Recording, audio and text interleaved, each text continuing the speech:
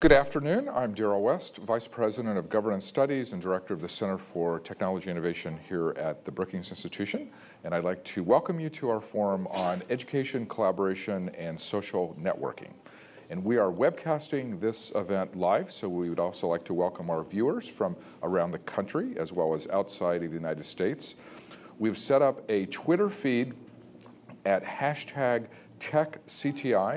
That's #TechCTI. So if you wish to post comments during the forum, you're welcome to do so.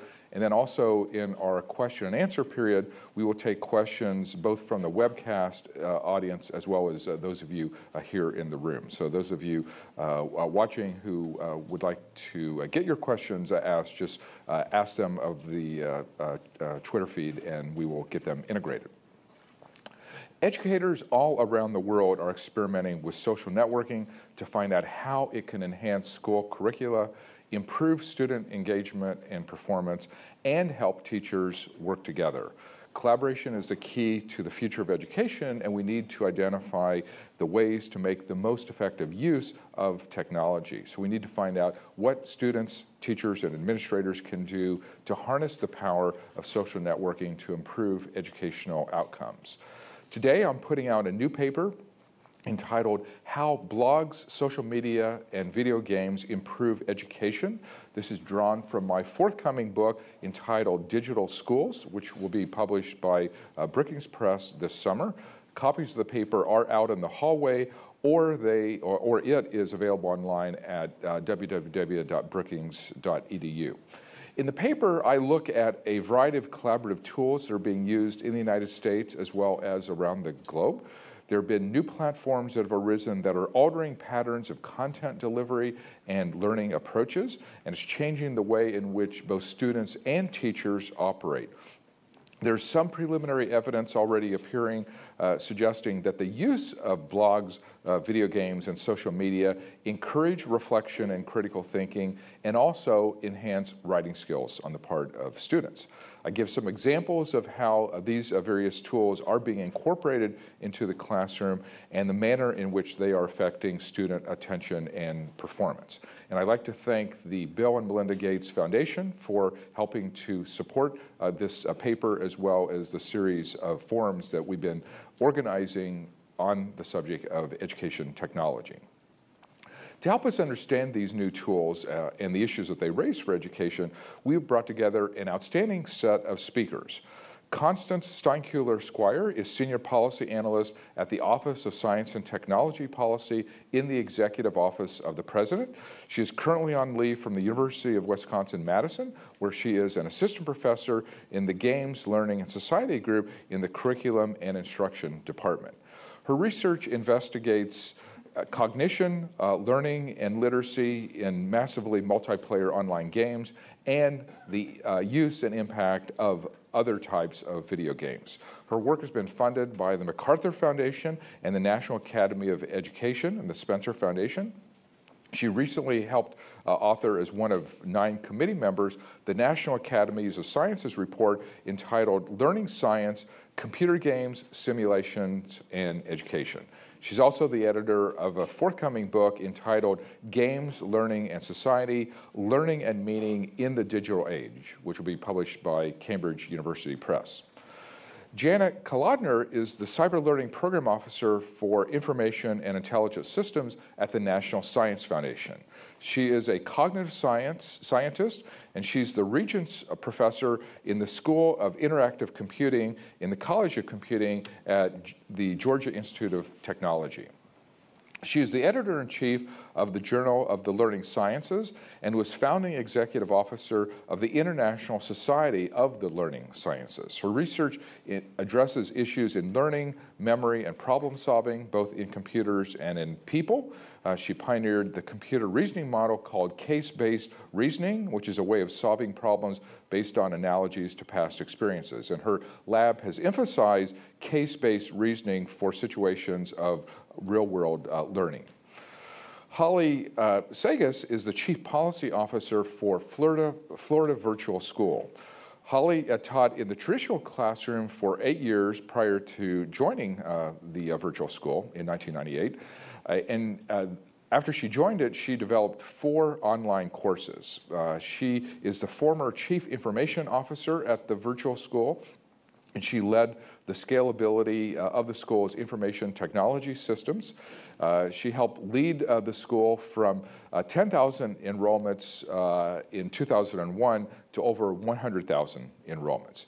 In her current position as Chief Policy Officer, she has developed the school's strategic plan and it helped to implement a balanced scorecard approach to performance management in order to foster greater innovation and future growth. She also has worked very closely with state legislative leaders to formulate digital learning policies.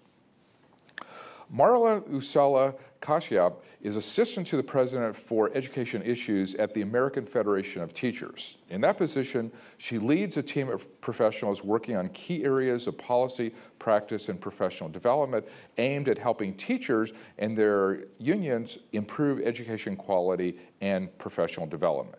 Previously, she served as Director of District Redesign and Leadership at the Annenberg Institute for School Reform at Brown University. There, she oversaw the Institute's technical assistance program, knowledge building, and tool development efforts in support of smart systems and helping school districts redesign themselves in order to get better results. During the 1990s, she was a senior program officer at the Rockefeller Foundation, where she was responsible for the foundation's efforts to improve the education and development of school children in poor urban communities. So I'd like to start with Constance. I mean, you have done pioneering work on the use of video games for educational purposes. How are educators using games, and how are games affecting the manner in which students learn, and what are the types of challenges that we are encountering in this area? Great question. So right now there's a lot of interest around video games as a medium for teaching and learning. So there's interesting investments both out in the private market and within the federal government and in philanthropy in terms of developing games that may be a catalyst or a vehicle for various pedagogies or content areas. So why games, first off? Games are, as we know, have very broad market penetration. They certainly, after they're developed, have the cost for distribution of the ideas that are contained therein starts to dwindle immediately. So there's a sort of arithmetical reduction of cost in terms of distribution. But the reason that people find them so compelling for learning is deeper than that. Games offer students of all ages simulated worlds, a kind of designed experience that they can move into and sort of experience, whether it's a small concept, a small sort of conceptual domain, like for example, understanding proportional reasoning and playing within that space, or whether it's a much broader 3D virtual world where you're doing scientific experimentation on tasks like water quality. So games give you this sort of ability to design an experience for a kid to have with media, or an adult. Beyond that, they also happen to kick off some really interesting, what you might call data exhaust. So the data that you can get from a student interacting with a game is compelling. And it opens up an entire new area of formative assessment and mapping formative assessments and learning analytics to game-type environments, which has been of a lot of interest, both private and public. So those are two kind of deep reasons that people are interested in games. A third would be engagement. The reason they have broad market penetration is because, as we know, games, if there's anything the game industry has done, it has figured out how to make something fun, how to architect play, if you will. So games as a medium is interesting. It's a compelling medium for many people. As far as their use in classrooms, that's a bigger challenge. Classrooms are not necessarily set up, not just for the kind of experiences you get in games, but also for more sort of enduring, persistent experiences with complicated contexts or complicated content like, let's say, science or hands-on kind of lab experiments. Teachers face challenges in those areas all the time. All of that said, there is quite a bit of both research and development in games in domains as diverse as science education, over to literacy, early literacy in particular, now that we have gesture interfaces where a child does not have to read text before he or she can interact with the technology, which is very provocative. over to areas like history and civic engagement. So games have sort of touched a variety of domains, not just those identified in formal education settings, but also sort of the values that are in play in informal settings as well. So civic engagement, team leadership, being able to be a team player, and other sorts of topics. Now, my own work is focused on sort of collaborative games. Not all games are created so that you work with other people within the game space, but even the ones that are created to be single-player technologies with a person interacting in some form of hardware, let's say anything from an iPad to a phone to a console and a television. Even in games that are intended to be single-player games, there is always a very rich fandom around those spaces. So, the first thing that people do when a game comes out is go and develop a fandom space around it online, meaning that people gather around the topics they care about, passion topics, and interact about that media, about its narrative, about its gameplay, etc. So you can pick any popular title and you'll find online a variety of different fan sites dedicated to discussing the merits of various aspects of the game, or cursing, particular mechanics, or debugging other parts, offering different design suggestions. Also doing things like expanding the narrative through fan fiction and other creative work, art, etc. So these games actually create collaborative spaces around them, whether they're intentionally by design collaborative in its first order or not. So what are the affordances of those game fandom spaces? Interesting and diverse. So I'll give just three for the sake of time. One would be that when you start to look at peer-to-peer interactions in these spaces, you see really interesting forms of peer apprenticeship, so that learners learn from one another, and you might consider it sort of a distributed apprenticeship rather than there being one teacher. Your peer is your teacher, and next week on a different topic, that relationship could reverse so that the learner becomes a teacher of some other aspect of the content.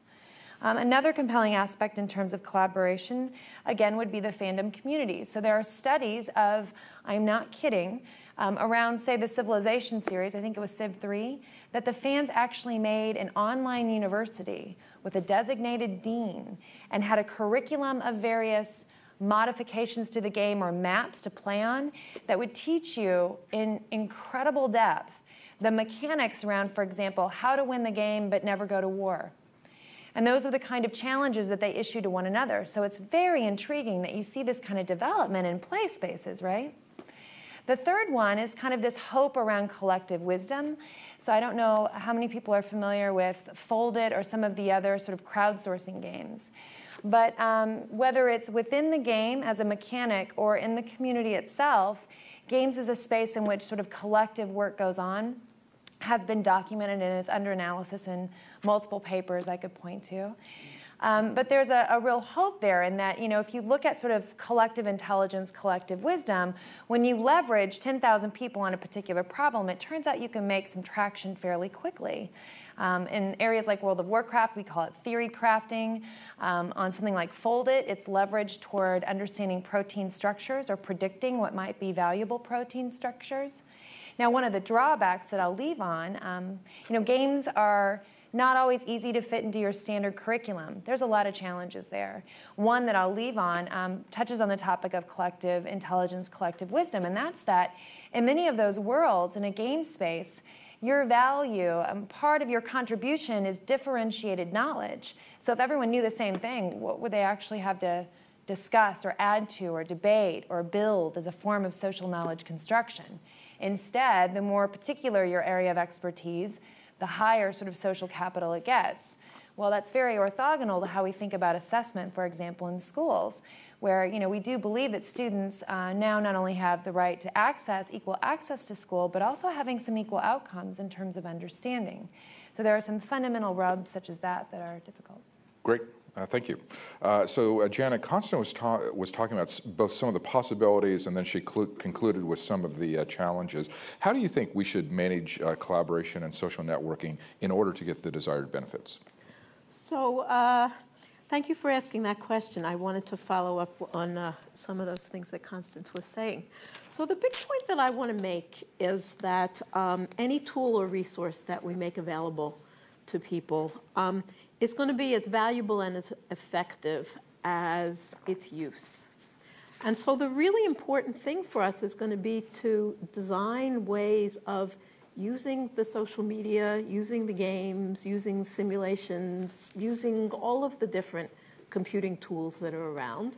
Okay, we're going to have to do a really good job of designing experiences for learners so that they can learn using those different tools. So some of you might remember in junior high or middle school when you learned to use a microscope. Okay, some of your teachers had you use them well to learn. Some of your teachers had you use them not so well to learn. Okay, it depends on how it was integrated in. Let me give you an example. Okay, so suppose you have, or a computing example. Suppose you have this really nifty visualization, modeling, simulation program that can show you all kinds of things about the human body. Okay, anatomy and physiology, the way things work, the way things are put together. Okay, and suppose you're in middle school. Okay, and your teacher makes this, this piece of software available to you. Okay, the teacher might just assign the class to play with it and to come back and, what'd you learn? Well, some of the kids are gonna get really excited and go out there and learn all kinds of things, and most class is gonna be lost. Okay, another teacher might guide the kids step by step through how to use the program so that they can use it, and half the class is going to get bored by being guided through, right? Because they don't really know why they're doing it. Okay, now another teacher might have the kids working on a project. They're going to design an artificial lung. Okay, and these kids have started to figure out what questions they have to answer to be able to do that. And the teacher walks them through using this piece of software to answer some simple question there, and then sends them out to use it. And some of the kids do a really good job learning about all kinds of things in the body, having to do with lungs and circulation and the things that go into an artificial lung. Okay, or into real lungs, I should say. Okay, some of them get a little lost, but now the teacher brings them back together to share what it is they've learned. Okay, and the kids who really found a lot in there help the class understand how they did it, and they generate some more questions, and everybody goes out there, and more of the kids now have an opportunity to use this in a valuable way. Okay, so the effectiveness of using this resource and what the kids learn from it is very complicated. Depends on a lot of different things. The curiosity of the learners, their self-motivation, the goals that they have in going in to use it, their imagination about how they might use it, what they might use it for, the help they get in using it effectively, the way they get that help, the follow-up that allows them to reflect on it, and correct any misconceptions or misunderstandings. Okay, now, social media can be used for a lot of these things, and that's a lot of the way that social media is used in these game kinds of situations that Constance is talking about. So people playing World of Warcraft or some other multiplayer game, and Constance knows more about this than I do, not only play the game, but they engage online with others who play the game to better their imaginations, to learn better how to use the tools, to discuss possibilities, collaborate on strategies, and so forth. Why do they do it? Okay, they do it because they're self-motivated, the game is engaging, and the game keeps them engaged, and because the social network lets them do more, okay, than they could do by themselves. Okay, so social media could provide that kind of infrastructure and could do it in school also. Okay, even allowing more than that, collaboration and conversation across long distances, with peers, with experts, with mentors, a whole variety of new opportunities for learning. Okay, but it depends on how all of it is used. Okay, I want to give you a couple experiences, a couple other examples, though I'm probably running out of time, but I want to do it anyway. Wikis, everybody's used to wikis nowadays, okay? But it turns out that Georgia Tech, where I'm on the faculty, was one of the first, if not the very first place, to use wikis in education. Mark Guzdow was leading the effort. And he had this homegrown wiki that he built for Georgia Tech. It was called a Swiki, and a wiki built using Squeak. Okay, and in his initial work with it, he tracked about 35 uses of it on campus. I mean, faculty and students were all really excited about it. It was used across disciplines, all kinds of classes: science, engineering, architecture, history, writing. It allowed interactions between professors and students that they couldn't have before, peer review of projects, they could post things online, mentoring and critique by experts, communication between teachers and students, posting of homework, sharing of ideas. I mean, you know, this is all run-of-the-mill stuff now. At least at universities it is. It's not in school. But when you just think about what's possible, okay, this is all run-of-the-mill stuff. But this is back the first time. Okay? And there were some things he learned when he analyzed these 35 or whatever it was possibilities. Okay? Students engaged to the extent they were self-motivated or to the extent it was required. One or the other. Okay? They were self-motivated more if teachers were directly engaged in the conversations on the wiki.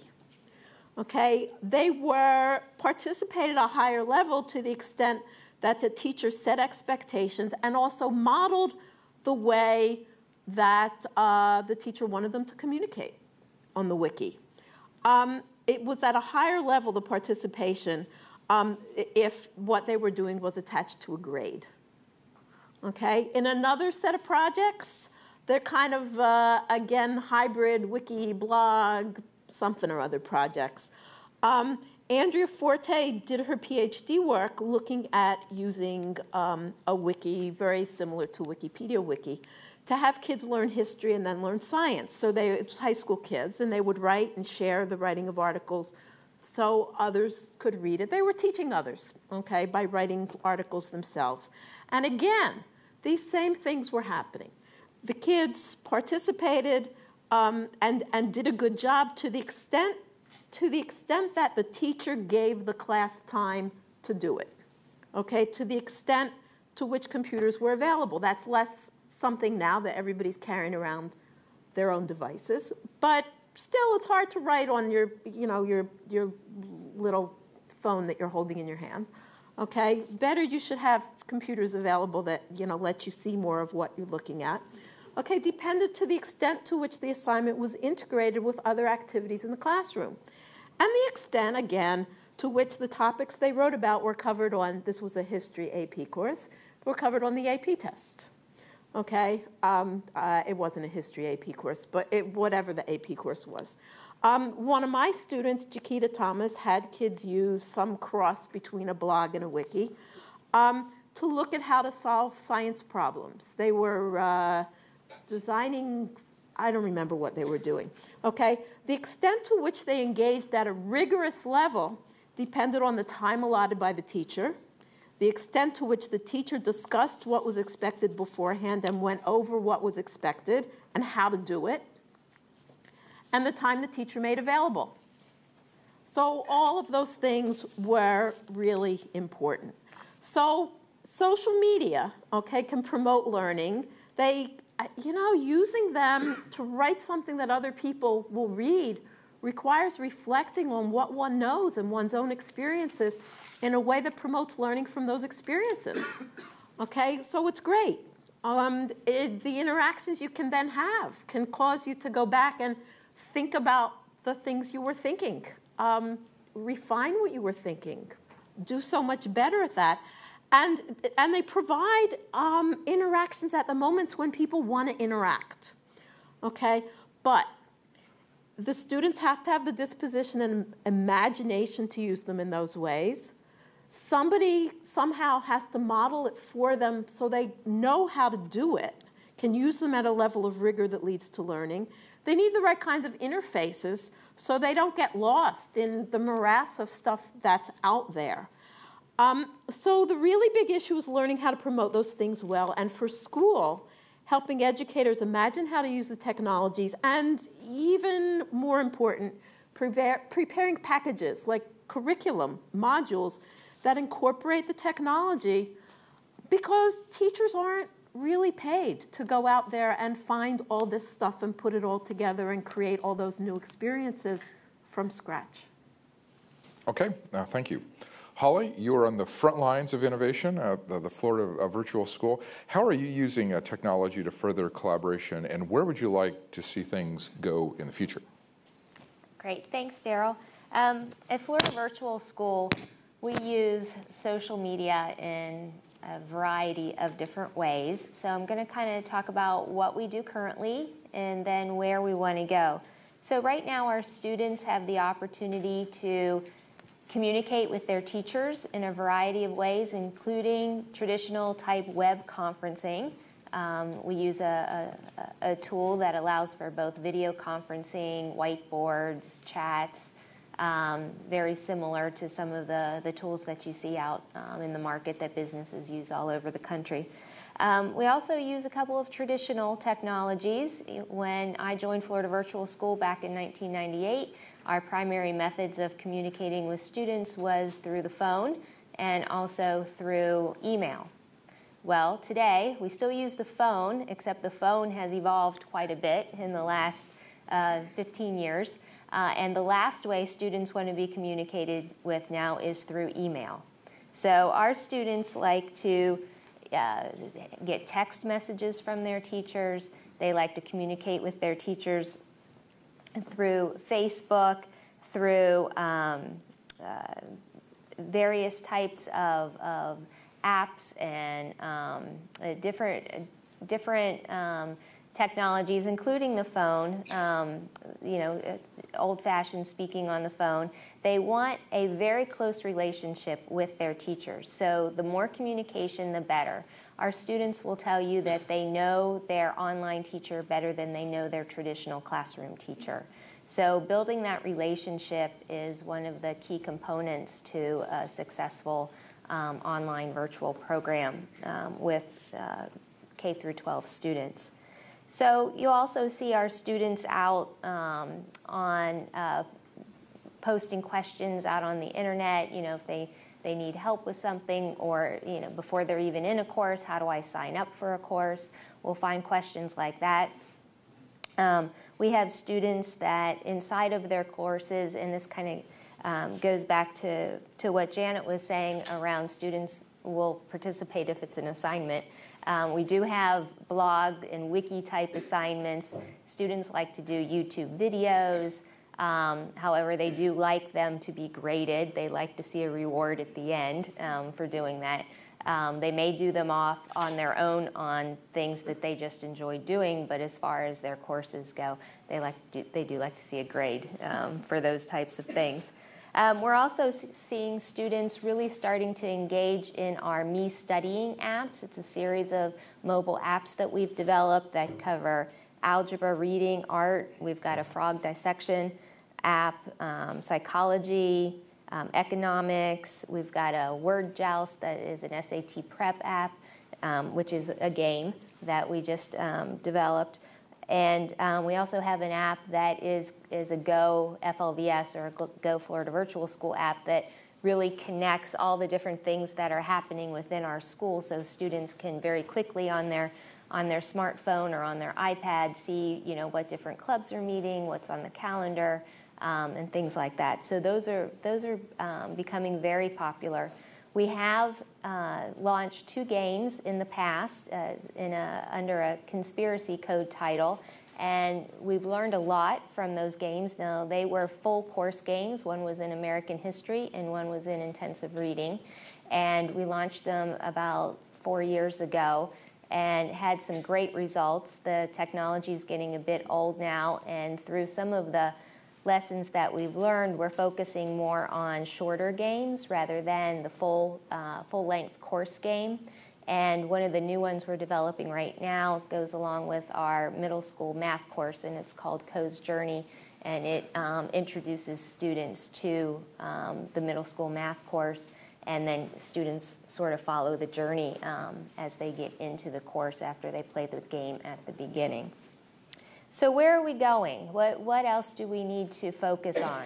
So as we continue to develop, more apps for kids around mobile learning and gaming, and then also test prep, that seems to be the areas that they have the most interest right now. We've learned that 4 out of 10 students like to go in and do some last-minute test prep quizzing on their smartphones or on their iPads before they go in and take a test.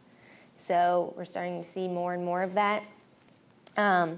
Areas that we're moving into, we are finalizing our social media policy for our staff and teachers and the rest of our staff. We're not to restrict social media, but how to use it intelligently with our students and with other folks on our staff. We've also been approved to develop a social media course so we can teach students the proper ways to use social media and what's out there.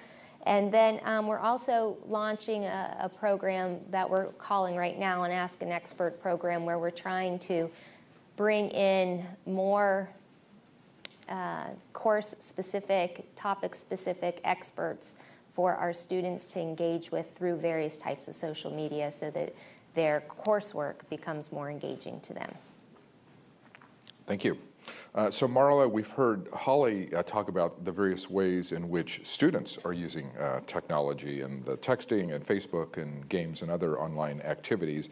I assume teachers are starting to be drawn into this domain as well. So what kind of opportunities are there for collaboration among teachers? What are the barriers, and what are the concerns teachers have about this area? Thanks, Daryl. Great question, and this is actually a terrific lineup to clean up with, so I'm really happy to be here. AFT has long been an advocate for providing teachers and students with the highest quality instructional materials and pedagogy, and for adapting new knowledge and tools to improve instruction. So for that reason alone, we know that incorporating technology into K-12 instruction is critical, and teachers are thinking about and worrying about and doing this every day, and the opportunities are tremendous. What I wanted to do, I don't want to be the skunk at the digital learning picnic at all, but I wanted to just step back for a minute and talk about a couple of those kind of conditions or principles that we need to be thinking about if we're going to maximize the potential of technology, and especially of collaborative and social technologies, in the real-life world of public school teachers and students. So I'm going to try and just run through 5 principles that I think will help us think about the terrific opportunities we've been hearing about. The first principle is that quality teaching and learning has to drive the decision-making. One of the biggest ongoing challenges that teachers face is differentiating and personalizing instruction so they can meet all the needs of all the students in their classroom. Digital resources, digital learning environments have tremendous potential for extending teachers' reach and for enabling them to meet individual student needs. But that potential can only be realized if the technology decisions are made based on sound educational policies and they support standards-based instruction. They can't be based on ill-informed choices or fed by marketing as opposed to educational choices. The second principle is that effective integration of technology into instruction requires more, not less, of teachers. And I think Janet was getting at that in her comments.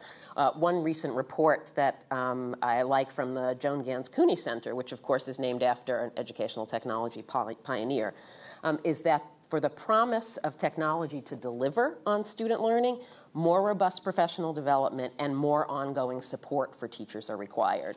So too often what we do now is we introduce digital resources without adequate professional development for teachers and for other school personnel, and without enough support to really be able to use those resources well on an ongoing basis. Which leads to kind of a third principle in all this, that decisions about implementing digital learning technologies ought to be done with teachers and not to them. Research shows, and I think some of what Holly was getting at approaches this as well, research shows that teachers are integral to the success or failure of technology use to reach students. But often those resources are purchased, decisions are made without adequate teacher involvement in the selection and the use. So that input is key. If part of a teacher's job is to bring coherence to the classroom, to make sense of standards, of curriculum, of tools, of context, and to know their students, then they have to be really involved in making sense of the options. At the same time, they don't need to reinvent everything. So that's a big challenge that we face. The fourth principle is that digital learning opportunities must enhance equity rather than exacerbate inequity. I think we would all agree that the digital divide is narrowing, which is terrific. But still, schools that serve disadvantaged and minority students often have less access to high-speed equipment, to communications technology, and to the kind of administrative support for having all those things. So that really limits the potential of all kinds of technologies to enhance complex thinking and advanced achievement. The last thing we want to do, what we do want to do is provide for all kids the kind of exciting opportunities we've been hearing about this afternoon, not just use high-tech versions of drill and kill. Mobile technology has all kinds of new possibilities, and in fact, it is almost ubiquitous, and even students from lower income families tend to have access to mobile devices. There's no replacement for wired access, though. You can't file a college application from your mobile phone yet. So equity remains a big issue. And the last principle to think about is that there's really a fine balance to strike between safety and access. Some of the exciting things that you were talking about are really challenging because the very nature of the collaborative technology is something that school districts are afraid of because they have a responsibility to prevent access to inappropriate content. So sometimes it's just easier to prevent access at all. And that's not good for teachers or students. So we need to do more about having acceptable use policies and educating students and teachers about ways to use particularly social networking technologies more effectively. I think that I would say simply that technology is not a panacea, but it sure can be a terrific tool. Teachers, our members across the country, are embracing it. Veteran teachers are thrilled that chalk and talk overheads are being replaced by whiteboards and laptops. They're excited that students today can get instant feedback about whether they're on the right track, and teachers can get that feedback too. Young teachers who grew up with technology are incorporated into every aspect of their teaching and learning. There are a lot of issues to be resolved, and it's going to be tough to get it right. But we can, and we have to if we're going to use technology to help teachers transform our schools and the ways that they work with each other in support of student learning. And I'm sure we'll get more into that aspect in the conversation. Okay. In a moment, I'm going to open the floor to questions from the audience, but I want to throw out a question to the whole panel, and anybody who wants to jump in can. As I listen to each of you mention various types of barriers, some policy barriers, barriers in terms of operations in schools, or even cultural practices and norms in schools. So I'm just curious if each of you could address the issue of how can we overcome some of those barriers? Are there policy changes we need? Are there changes in operations? Are there changes in culture that we need to think about? Any of you who want to jump in? And don't be shy. Well, Janet. I'll jump in first.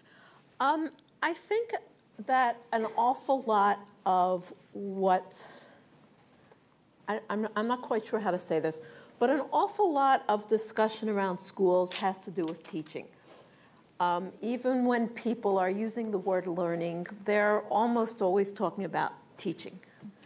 Okay, and I think that that one of the ways that you start to overcome barriers is by talking about learning, by helping teachers, administrators, maybe even more important for administrators, to start learning more. I shouldn't say to start learning, but to learn more about learning, about the processes involved in learning, and to start planning based on that. Okay, so if there are things that we know about learning, okay, and the technology can provide opportunities for making some of those things happen, maybe we can start there and start pulling in technology to do those things first. I'm an idealist, so maybe I don't know enough. But my picture of that is that you'd have teachers involved in learning and administrators involved in learning. And you'd really be doing it from a point of a point of depth and scholarliness. Okay, other comments? I'll take a crack at that one as well, and I agree with what Janet said. I think I'll come back to a cultural issue in a minute, but certainly the professional development, and not just thinking about technology as a tool, but how you actually incorporate technology pedagogy into instruction. That's an effective way to overcome barriers and concerns or fears that teachers might have in using technology effectively. The other is the involvement in decision making. I think when you have an involvement, you have a lot more stake in getting it right for your kids and your colleagues. There's a cultural barrier that I think is more challenging to overcome, and that is that so much of the way we think about teachers' work focuses on the individual instead of the collective. So there's not a lot of incentive or even space in the day to have the kinds of conversations and learning that you're talking about. So partly that's structural. We can structure things differently. I've just come back from a couple of Asian countries where, in fact, they create white space in Singapore during the day where you're not in front of kids, you're with your peers and you're figuring these things out. So, but I think that notion that it's all about the individual, not the collective responsibility for a class or a school full of kids, is a really challenging cultural barrier. Okay, Holly, you were going to jump in? Thanks, Daryl. I'm going to tackle it from a policy perspective. And, in order to really free the power of the technology, one of the things I think we could do to really speed that along would be to start to move away from a seat-based model in our schools to more of a performance or competency-based model in our school. Florida Virtual School has always been performance-based. We are only funded if our students successfully complete the course that they're enrolled in. And so students can enroll any day, they can move as fast as they want. If they need to take more time, if it takes them, 24 weeks to complete a semester course rather than about 18 weeks, that's okay if they need to take more time. So if we can leverage the technology and pair that with students in more of a competency-based system, I think that it will really free up some of the other issues that we're seeing, and we'll really start to see the power of what can happen. Constance, do you have thoughts on how to overcome some of these barriers? Well, the issue that connects all of this together for me is actually more of a problem than a solution. So I'm trying to think of how would you solve that? So one of the great promises of technology, of learning technologies generally right now, is that the name of the game currently is data, right? This notion that we could, if we get the right kinds of data, quantified in certain ways that make sense, that we could have much better analytics for learning and be able to, based on those analytics, trace and personalize what a child does or what a returning adult does. And it's interesting because part of that conversation, the part that sometimes is worrisome for me, is that the teacher is left out of that conversation, meaning that, just what Janet said, right? A technology is only as good as how it's leveraged. I've seen games that are nothing but button mashing, and I've seen games that are amazing, provocative catalysts for all sorts of intellectual work that we would get ourselves in trouble for trying to require from that same age group in classrooms, right? So, but I've also, for what it's worth, seen math classes that were button mashing as well. So back to, if a technology is only as effective as the conversation that happens around it, well, part of that conversation that, I think that a lot of research has shown is that there's this peer conversation, but the role of expertise and teachers or the more knowledgeable others, massive, significant, and rarely part of the conversations around data and analytics, which I think is a problem. And so that's not a very good solution I'm handing you, but maybe it goes back to the comments about teacher professional development. in teacher education programs, where are the coursework on things like data management, data visualizations, understanding data organization, so that you could actually trace your kids and leverage those data in a way that makes sense for you and that kid in that context? I think part of it, in some ways, I think is an interesting, I'm going to go on a limb here and say that in some ways, you know, if data is the name of the next century, it deprofessionalizes teachers, not to treat them as people who are the primary analysts for something like learning analytics. So maybe that's a solution, or at least half of one. Okay. Why don't we open the floor to questions from the audience? We have one from our webcast audience. So Christine, if you can. Sure. Thank you, Daryl. Actually, I have a couple. There's quite a few. The first comes from Sherry Garmise in Washington here with the Coalition of Urban Serving Universities. She asks, we've moved from a focus on equal access to equal outcomes. What is the role of social media in achieving this? And the second question I have is from Evan Barfield, who's the founder of Cineractive, a firm based here in Washington. And he says, does the traditional idea of a teacher remain relevant in a social media learning world? What does the word school even mean in a post-social media world? Okay, good questions. The idea of the teacher and equal access.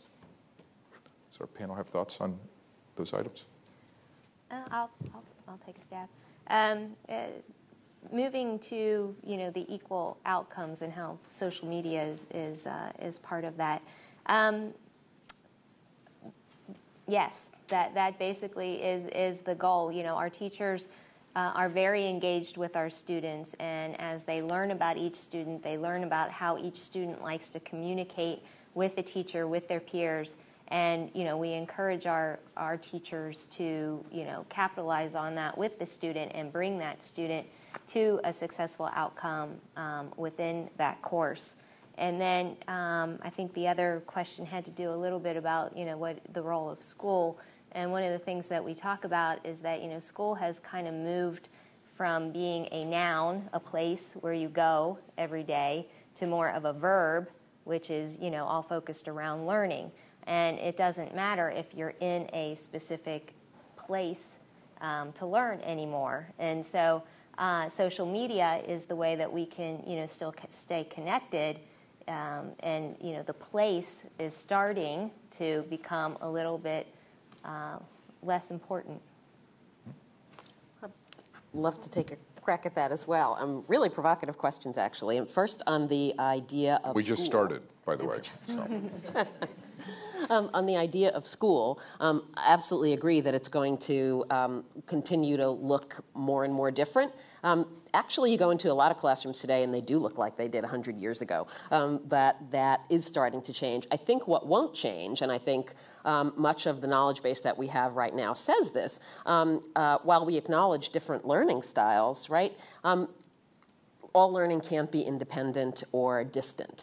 So I think that there will always be some sort of a relationship between an educator and a learner, or a set of learners, or relationships across peers, but that we can't have the act of learning in a formal way without that adult educator mediation and support. It may look different and feel different, but that will not go away.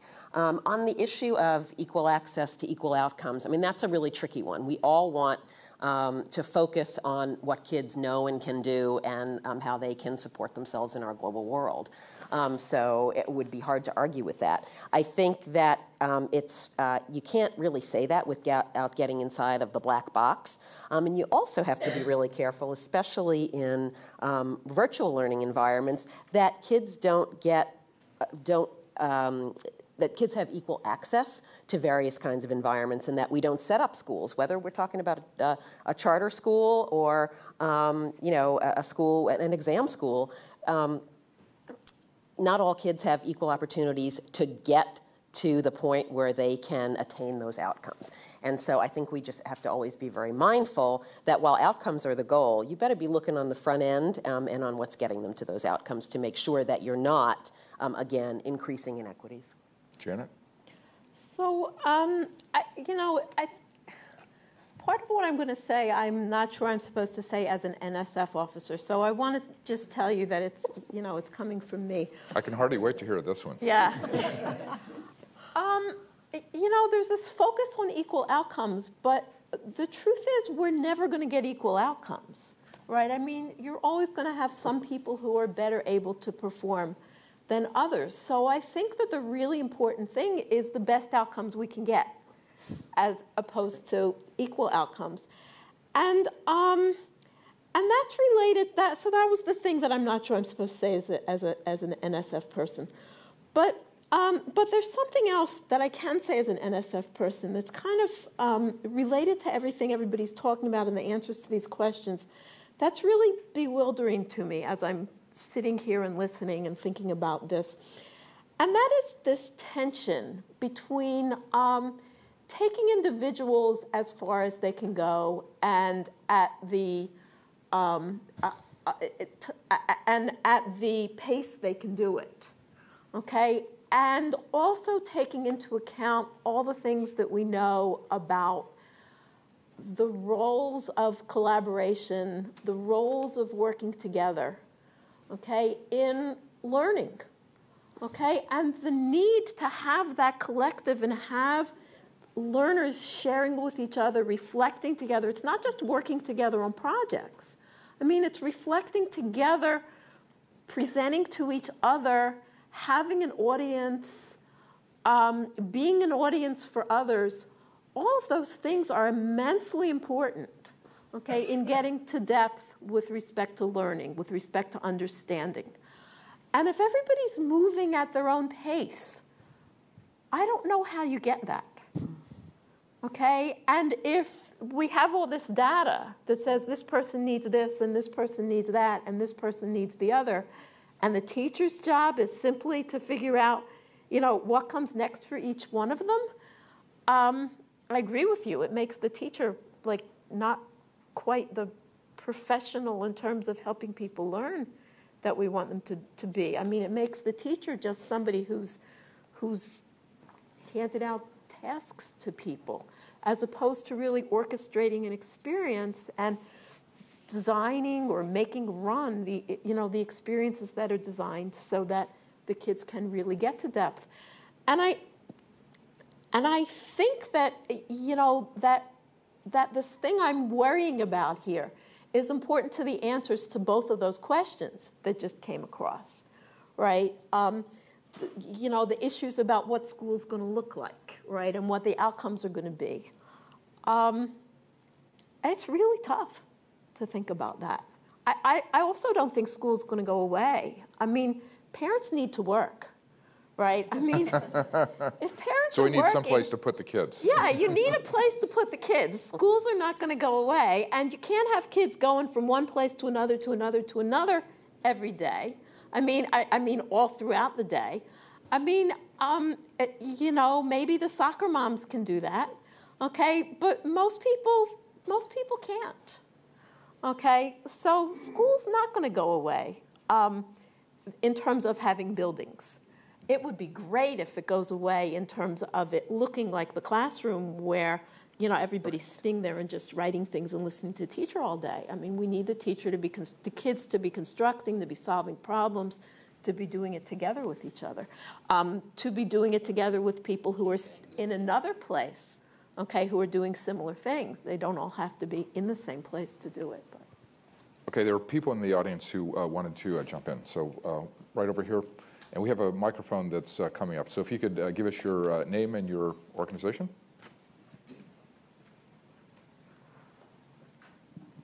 Ken Dillon. I'm an adjunct history teacher at Marymount University. I'm wondering, to follow up on this most recent comment, where is it that we're going to find balance between the digital media and other ways of learning in the school context? There are some people who think that spending more time with staring into a computer screen or working with with Facebook or whatever is what students need least of all. They need less of that. Oh, yeah. How do you address that? Constance, you want to? Well, I mean, so first on the topic of sort of technologies like video games, generally. Video games are not going to replace television. Television didn't replace radio. Radio didn't replace newspapers or reading or social conversation.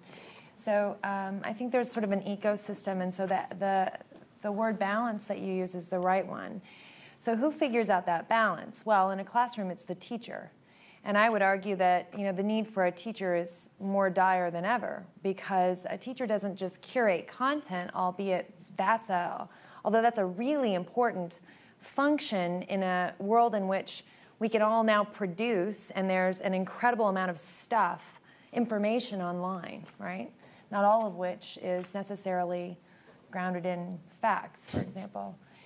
So the role of a teacher, is certainly, to me, more and more central there, but not just as a curator of content, but again, in my experience, most transformative teaching comes from, teaching and learning happens between people, and technology is sort of part of the thing that structures it or provides a new context for it in the case of networks or whatever. And so, whether or not that social interaction is technically mediated, I don't think is the interesting question. I think the interesting question in my mind is what new sort of contexts or what new environments can we create to do things we couldn't do before. So, I have a lot of hope in things like being able to let a young person in middle school navigate the human body as a white blood cell, fending off, an attack from a particular disease or virus.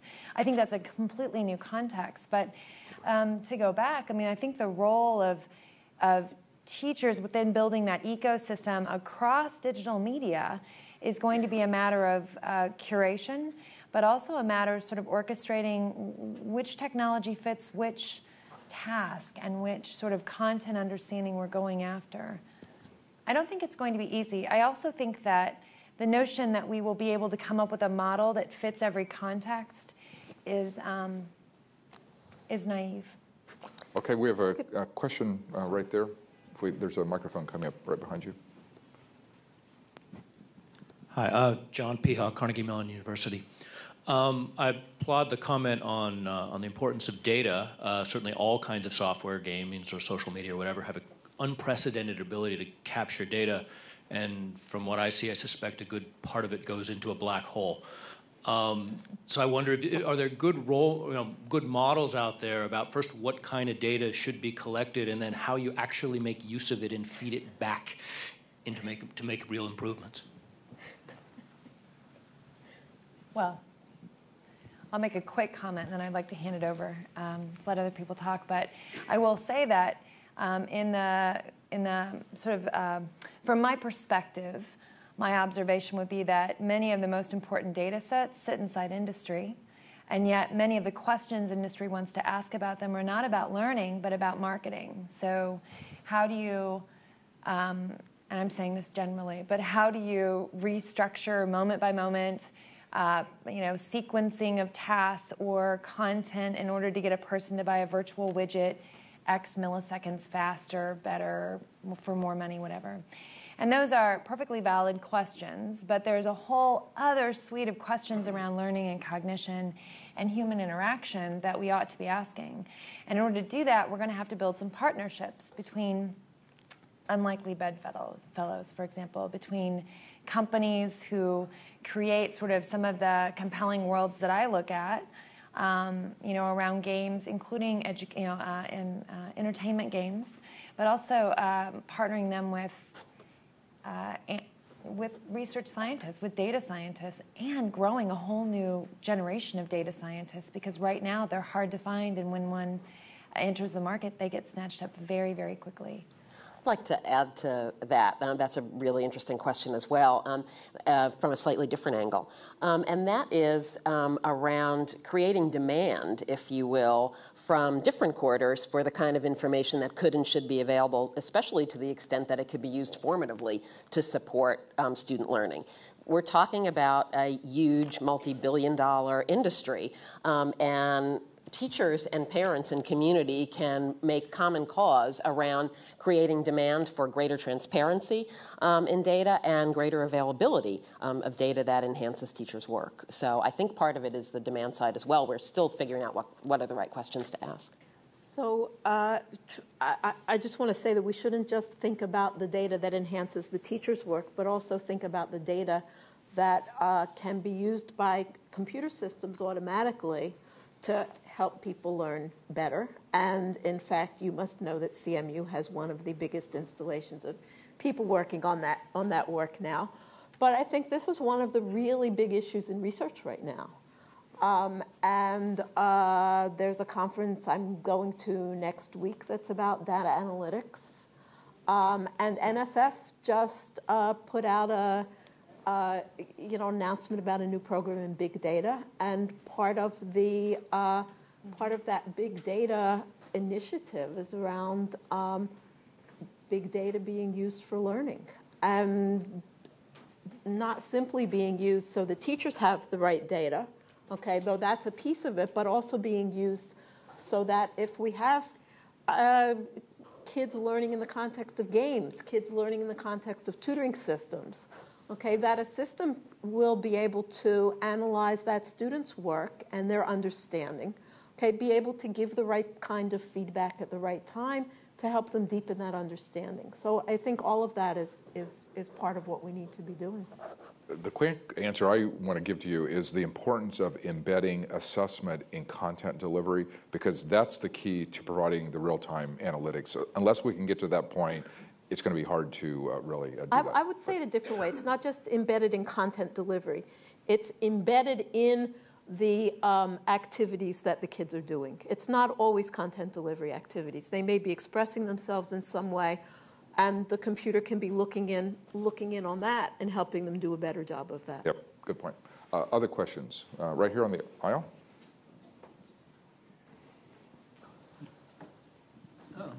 Hi, I'm Fred Altman, and the educational technology is moving ahead at a very rapid pace, as these sessions that Daryl holds demonstrates.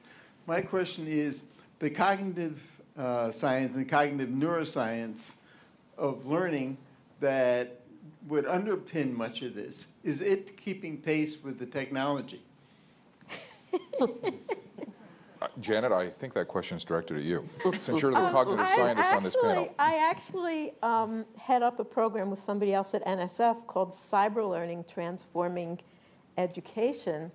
And what we're trying to do in that program is to do both of those things, to have researchers who we're funding envision the next generation of learning technologies and how to use them, and also advance our understanding of learning with technology. There's a lot we know about learning, about cognitive issues, about social issues, cultural issues.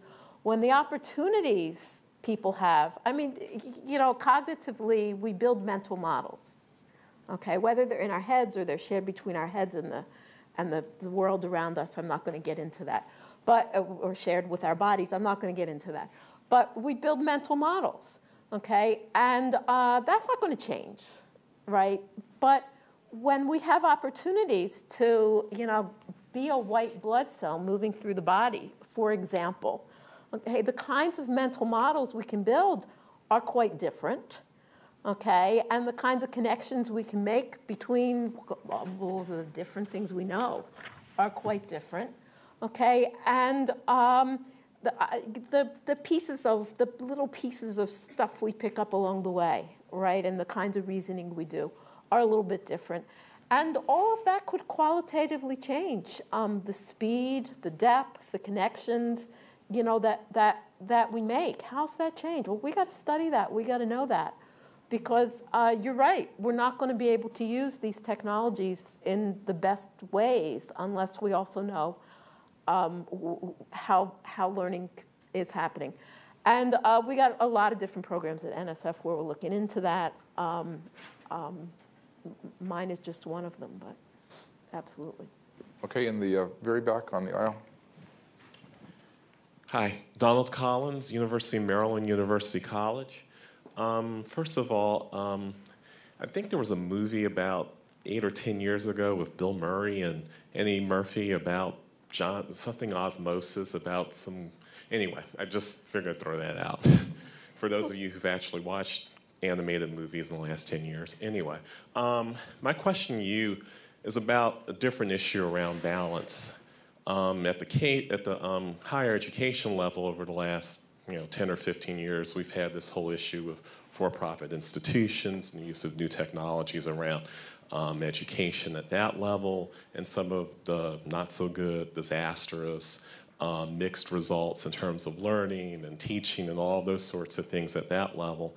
And in terms of this visioning what education at the K-12 level is going to look like in a decade or even 2 decades with social media, isn't there a danger, sort of a, I would say danger around the whole issue of possibility with working with corporations and so on, that you end up with a system that might actually have K-12 proprietary institutions as well, providing a lot of the services that used to be in the hands of public education, since most of the technology is already in their hands to begin with. Not being a lead item, just asking a question based on what I see every day at the higher education level.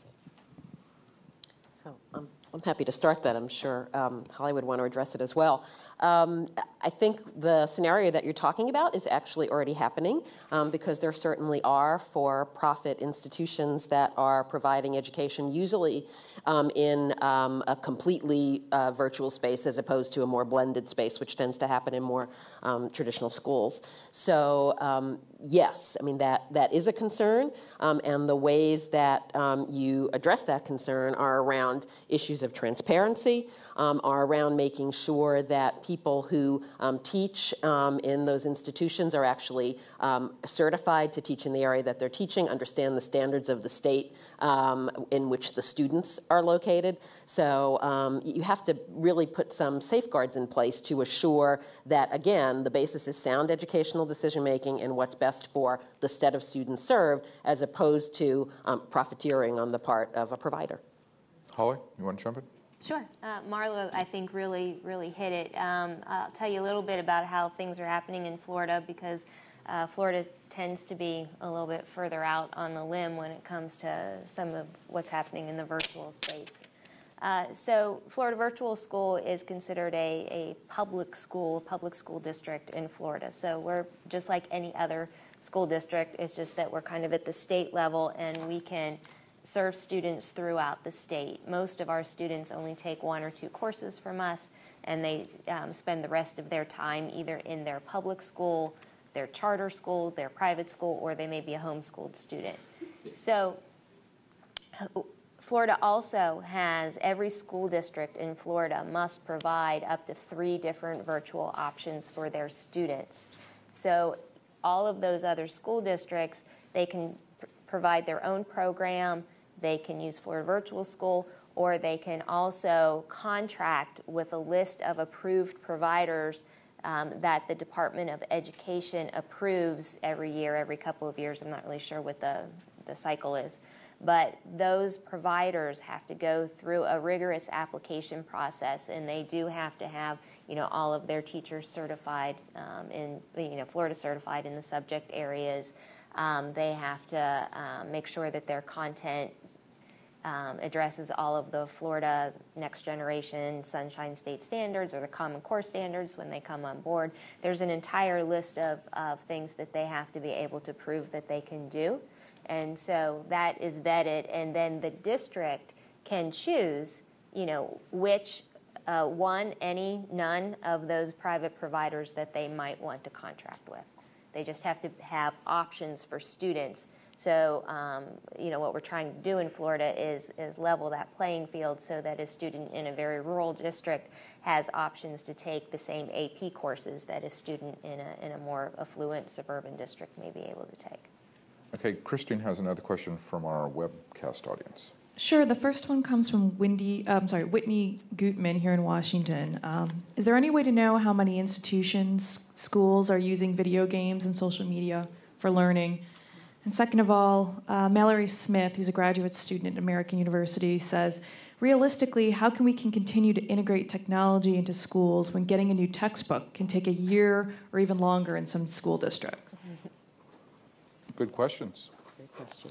How many schools are using video games? Constance, I don't know if you ran into this during your research. I can give two good resources that can give you partial numbers, but I don't know that we really actually know that number yet. And one is SEDNA, so they're doing a survey of their member schools to the people who actually do procurement around technology. And another one would be, there actually now is a new game publisher who has done sort of a full-on market analysis. The name of the company is Eline Media, looking at contact points with schools. But I don't think we have a really good understanding of what that landscape looks like yet. There's a third group called Games Publishing Council, or maybe it's Educational Games Publishing Council, that is partnered with the Joan Gantz Cooney Center, that is doing additional market analyses that include both in school and out of school. So I think it will be interesting to see that data come out in the next year. And the second question was about? The second question was tougher. It's basically, how can we have confidence in schools doing all this new online stuff when it takes years to order paper textbooks? Right. It's a different budget. I would love to answer the textbook question because it lets me tell one of my favorite stories in this area. And it involves collaboration, resources, and all kinds of things. So we have an affiliate local called Anoka Hennepin. It's a school district in Minnesota. And they were about to do a new textbook adoption related to high school sophomore math, in essence.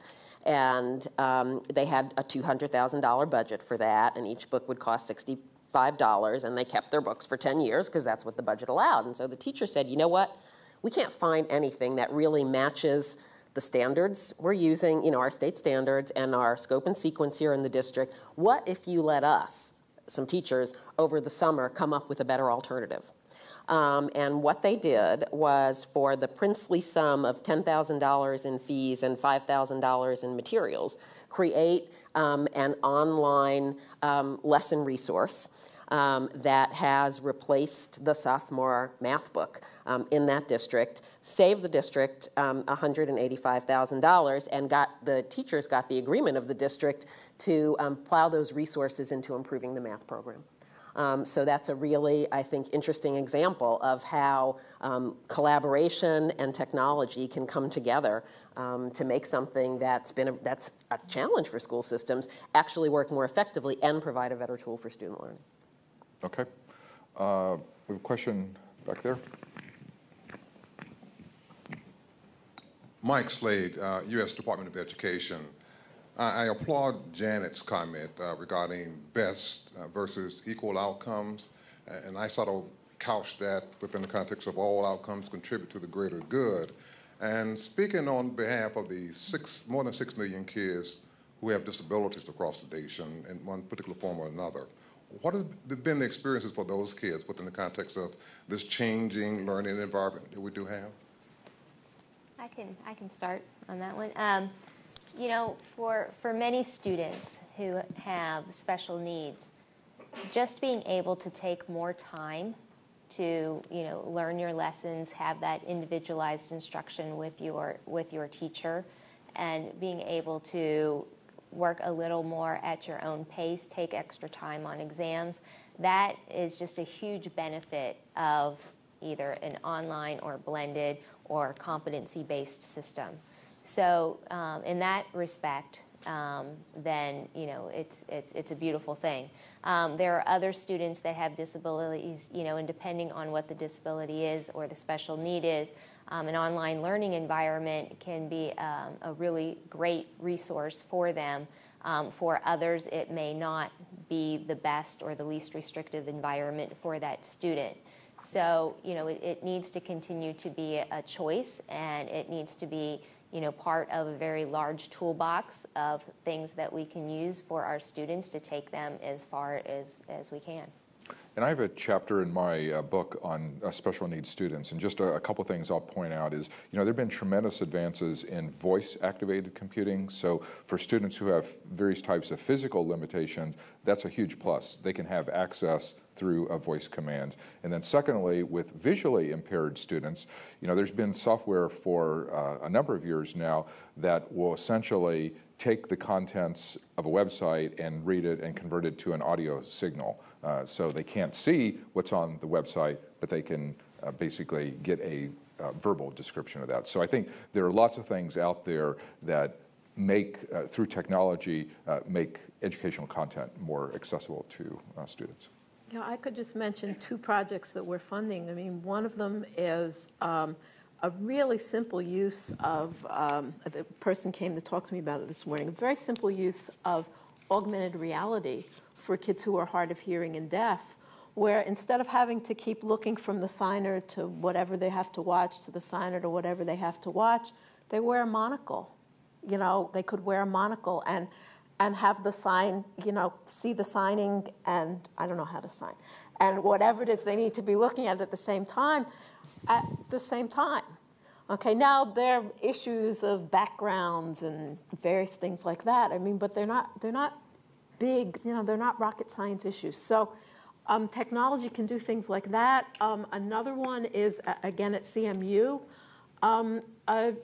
Somebody there is, Jack Mosto was working on a, I guess, a reading tutor, helping kids who are having trouble learning to read, learning to sound out words, and every year it's got more sophistication. Now it's up to, you know, some degree of helping them understand.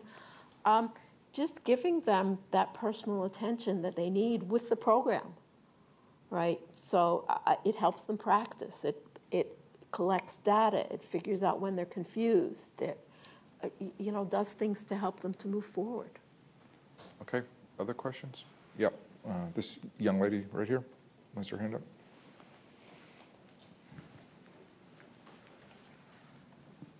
Hi, my name is Natasha, and I'm a graduate student in communications.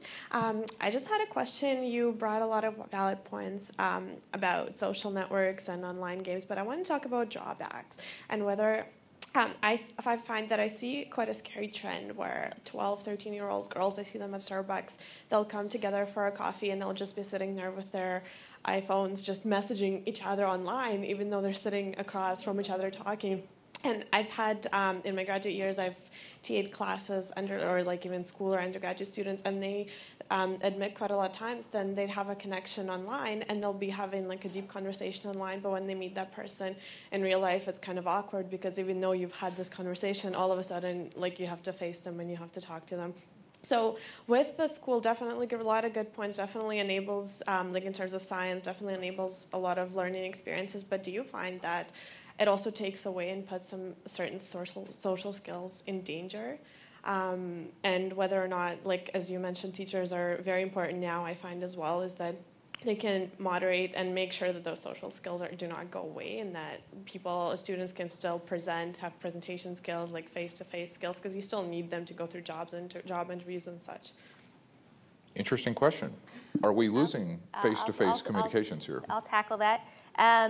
I do think that that is a danger. You know, I see it all the time as well.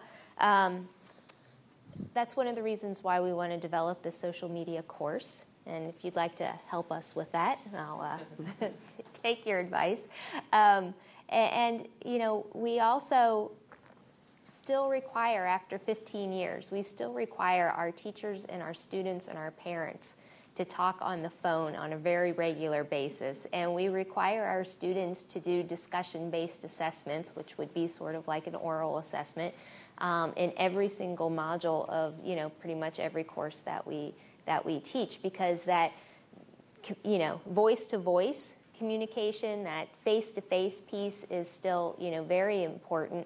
And we build projects into all of our courses as well, so that we can make sure that the students are actually, you know, working together or working with people in their community. We try to get our students working on things away from the computer as much as possible, and then bring those results back and you know, submit them online. But we do try to, we used to call them, you know, get out of your seat assignments, to get kids out in the community and interacting.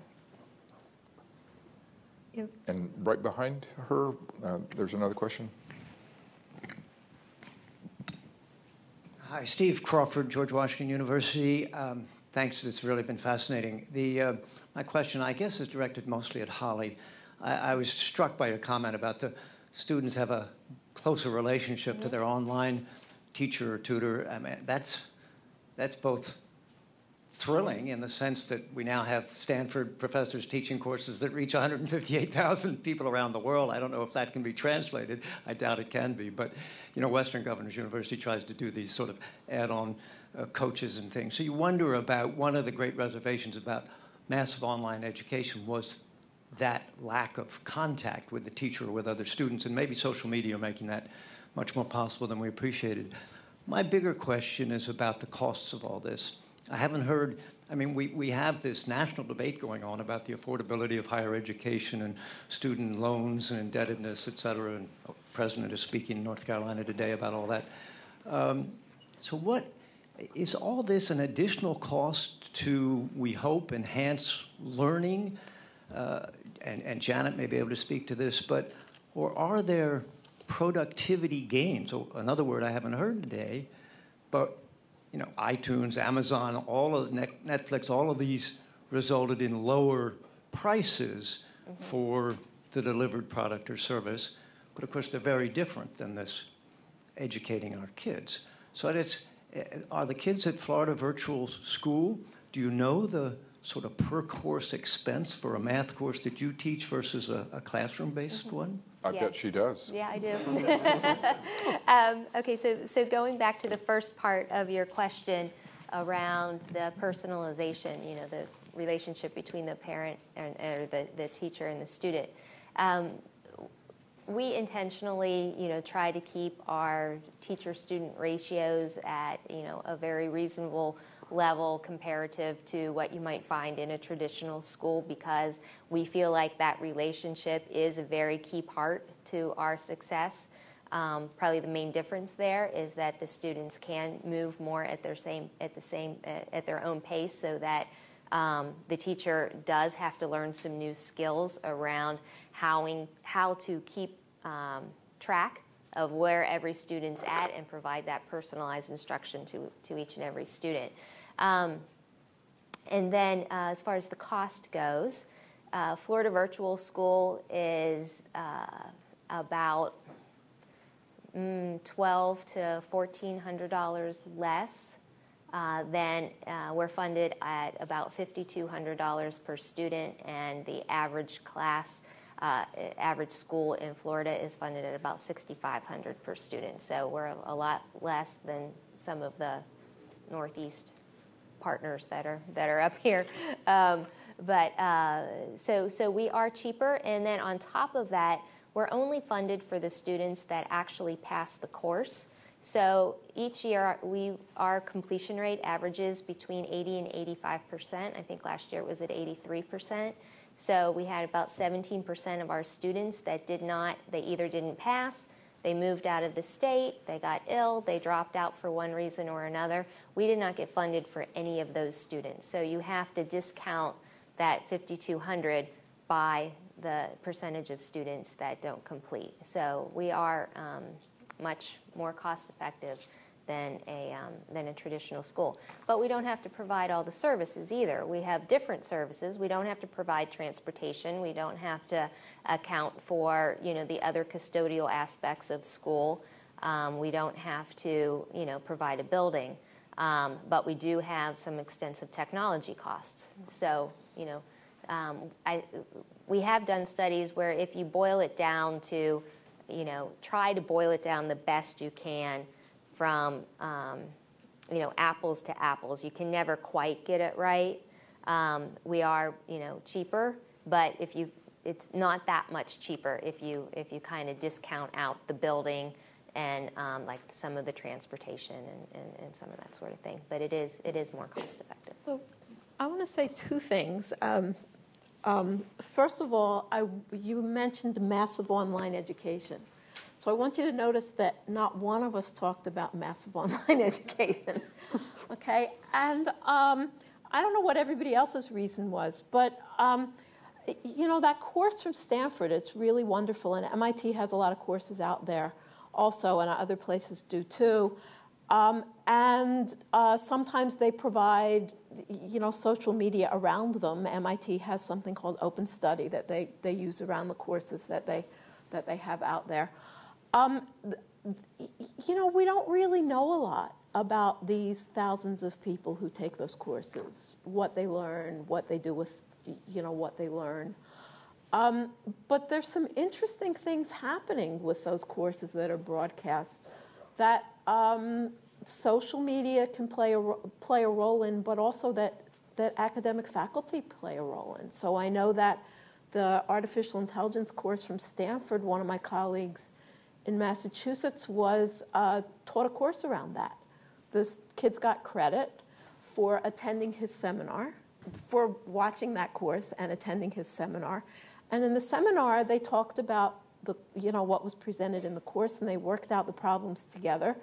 And he says it was a wonderful experience, that he got to learn a whole lot too in doing that. And I know with the MIT courses, you have people from around the world who are interacting with each other, solving problems together that come up in the course. And we don't know right now what anybody's learning from it, but it does make those courses certainly more engaging for the people who choose to do it, and probably more valuable for the people who choose to do it than simply watching the online, massive online education. But don't think that the massive online education is going to solve all the world's education problems at any low cost. I mean, people are watching this stuff. We don't know how much they're learning from it, or if they're keeping with it, or anything like that. Marla, you wanted to address the cost and productivity issue? Yeah, and I really do actually appreciate the way that Holly described the differences and what the costs are. And in all of this, there's a trade-off. But I think that when we start to approach what we are getting in our K-12 system from solely a productivity perspective as opposed to an investment perspective and what we hope to get out of it, then again, we're asking the wrong question. I absolutely think that we have to look for economies of scale, and we have to look for ways of spending money that's more effectively reaching kids. But I think that our competitors and the systems that rate highest on the international tests of student assessment think about it in terms of investment more than they do in terms of productivity. And I think that's the mindset that we all have to be successful. Okay, we're out of time, so I'm going to make that the benediction of this event. But I want to thank Holly, Janet, Constance, and Marla, each for sharing your views. And thank you very much for coming out.